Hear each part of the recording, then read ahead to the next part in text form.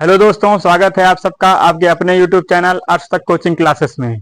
दोस्तों, आज हम कवर करने जा रहे हैं नंबर सिस्टम के बहुत ही महत्वपूर्ण बिंदुओं को, जो कि सभी एग्जामों में बार बार पूछे जाते हैं।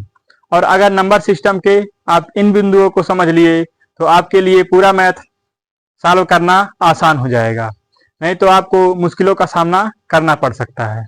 तो आइए हम देखते हैं अपने सभी बिंदुओं को। पहला बिंदु है प्राकृत संख्याएं क्या होती हैं। प्राकृत संख्याएं, मान लीजिए लिखा हुआ है 1, 2, 3, 4, 5, कहां तक जाएगा? यह जाएगा इन्फिनिटी तक। तो 1 से शुरुआत होके अनंत तक कोई संख्या अगर लिखी जा रही है तो उसे क्या कहेंगे? उसे हम प्राकृत संख्या कहेंगे। तो आगे देखते हैं कि पूर्ण संख्या क्या होती है। तो अगर हम इसमें 0 को शामिल कर दें, 0 से शुरुआत होके 1, 2, 3, 4 और यह इन्फिनिटी तक जाएगा, अनंत तक जाएगा, तो कौन सी संख्या हो जाएगी? पूर्ण संख्या हो जाएगी। तो हम किस कंक्लूजन पर निकल के आए कि अगर आपसे पूछ रहा है कि सभी प्राकृत संख्याएं पूर्ण संख्याएं होती हैं तो सही हो जाएगा। लेकिन अगर आपसे पूछ ले कि क्या पूर्ण संख्याएं प्राकृत संख्या होती हैं तो यह उत्तर गलत हो जाएगा।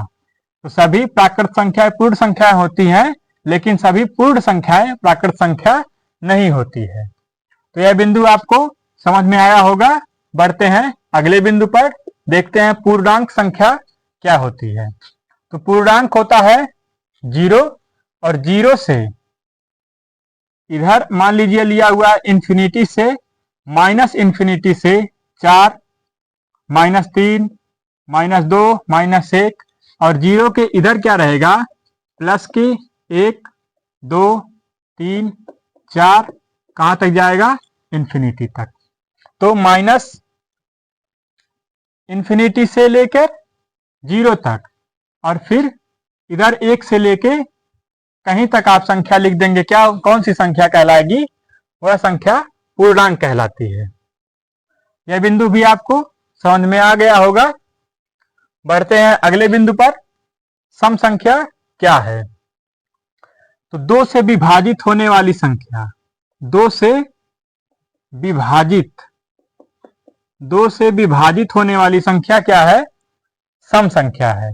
कौन कौन सी संख्या आ जाएगी? 2, 4, 6, 8, 0। अगर इकाई किसी संख्या के इकाई में 2, 4, 6, 8, 0 दिख रहा है तो यह संख्या 2 से विभाजित होगी और क्या कहलाएगी? सम संख्या।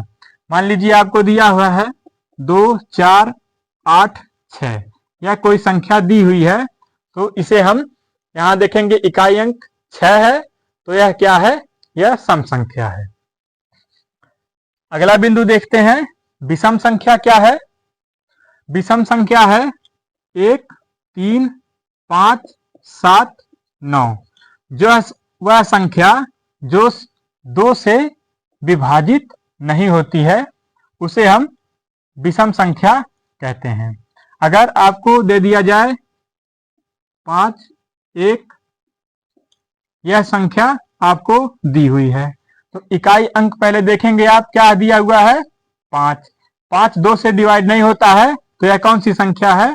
यह विषम संख्या हो जाएगी, और यह क्या हो जाएगी? सम संख्या।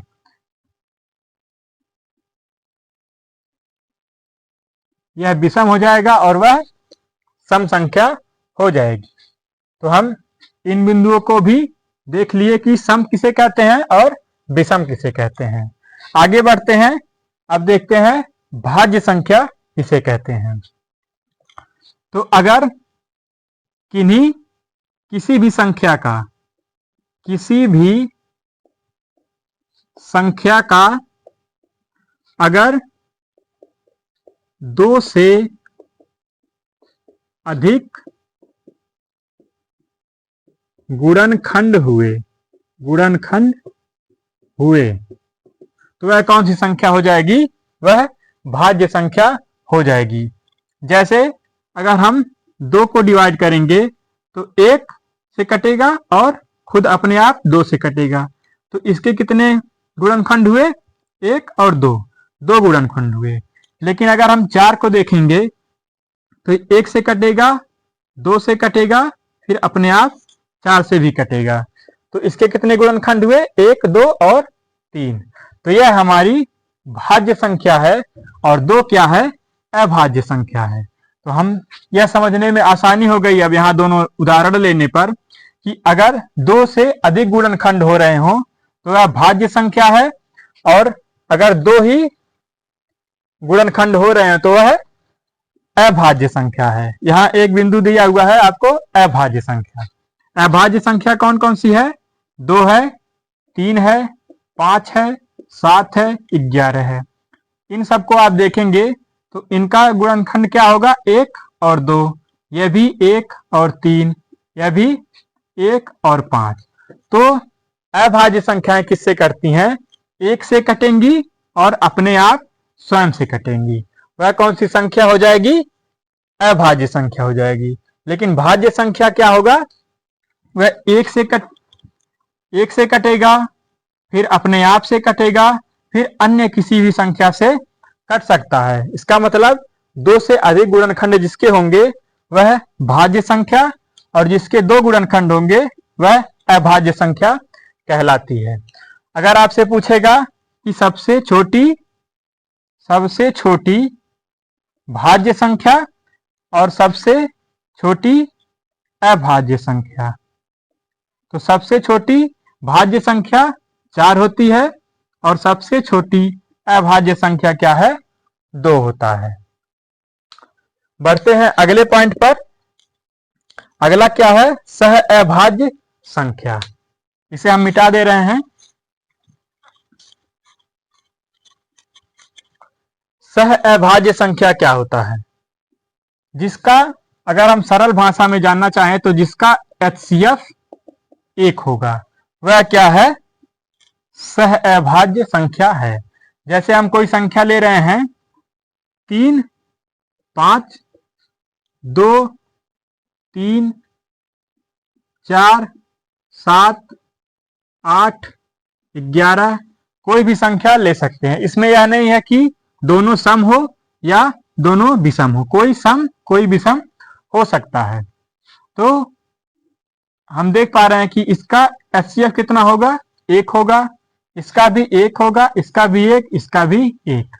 तो सिर्फ 2 संख्याएं अगर दी हुई हैं जिनको सिर्फ 1 से डिवाइड किया जा सकता है तो वह क्या हो जाएगी? सह अभाज्य संख्या हो जाएगी। इनमें अंतर का मायने नहीं रखता है।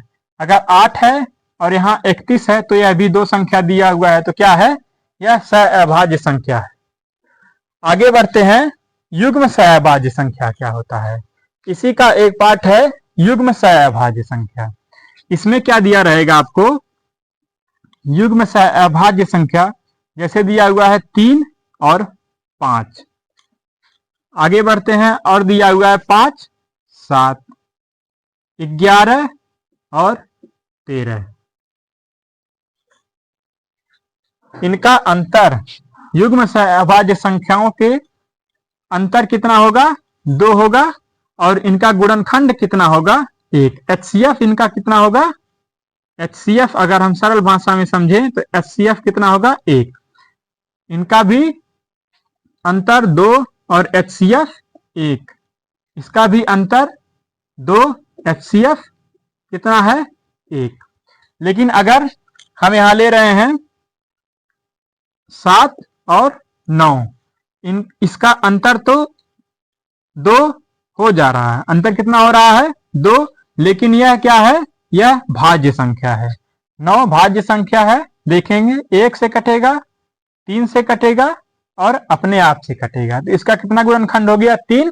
तो यह भाज्य संख्या हो गया। और यह क्या है? यह अभाज्य संख्या है, क्योंकि यह 1 से कट रहा और अपने आप स्वयं से कट रहा। 2 ही गुणनखंड इसके हो रहे हैं। तो हम समझ चुके हैं कि सह अभाज्य संख्या में अंतर मायने नहीं रखता है। HCF क्या होना चाहिए? 1 होना चाहिए। और युग्म सह अभाज्य संख्या में अंतर 2 होना चाहिए और HCF 1 होना चाहिए। आइए अगले बिंदु को देखते हैं। परिमेय संख्या किसे कहते हैं? परिमेय संख्या है जिसे P बटा Q फॉर्म में लिखा जा सके। P और Q दोनों पूर्णांक हों और Q equal to not zero, Q बराबर जीरो नहीं होना चाहिए। ऐसी कौन सी संख्या है? तो हम देखेंगे कि अगर 2/5 लिखा हुआ है तो यह क्या है? P बटा Q फॉर्म में लिखा हुआ है। यह क्या है? परिमेय संख्या है। और दोनों क्या है? 2 और 5 पूर्णांक है। और Q equal to not zero, 5 बराबर यहाँ नीचे जीरो नहीं दिया हुआ है। तो यह क्या हो गया? हमारा परिमेय संख्या हो गया, परिमेय संख्या। लेकिन और संख्या देखेंगे हम। अगर आपको दशमलव में दे दिया जाए 0.5, और अब आप बताइए कि यह कौन सी संख्या है, परिमेय है या अपरिमेय है? तो यहाँ अगर हम दशमलव को हटाएंगे तो यहाँ लग जाएगा, नीचे आ जाएगा 10। अब देखेंगे यह P बटा Q फॉर्म में लिखा गया। P Q दोनों पूर्णांक हैं और Q equal to not zero, तो Q बराबर कितना है? 10 है। तो यह क्या हो जाएगा? परिमेय संख्या हो जाएगा। तो अगर आपको कोई संख्या दिया जाए और पूछा जाए परिमेय है कि अपरिमेय है, तो क्या कहेंगे हम? P बटा Q फॉर्म में P Q दोनों पूर्णांक हों, Q equal to not zero, नीचे जीरो नहीं होना चाहिए, तो वह क्या होगा? परिमेय संख्या हो जाएगा। जैसे अगर पाई को पूछेगा तो यह क्या होता है? अपरिमेय संख्या होता है, क्योंकि यह पूर्णांक नहीं है। इसे P बटा Q में नहीं लिखा जा सकता। P Q पूर्णांक नहीं है और Q इक्वल टू फॉलो नहीं होता है। लेकिन अगर पाई का मान 22/7 दे दिया जाए तो यह क्या होगा? परिमेय संख्या होता है। तो इसमें से बहुत सवाल बनता है। अगर आपसे पाई पूछेगा तो यह क्या है? अपरिमेय संख्या है, अपरिमेय है। लेकिन अगर पाई का मान 22/7 पूछेगा तो यह परिमेय संख्या हो जाएगी। यह क्या हो जाएगी? परिमेय संख्या। और यह अपरिमेय संख्या। अपरिमेय संख्या क्या होता है?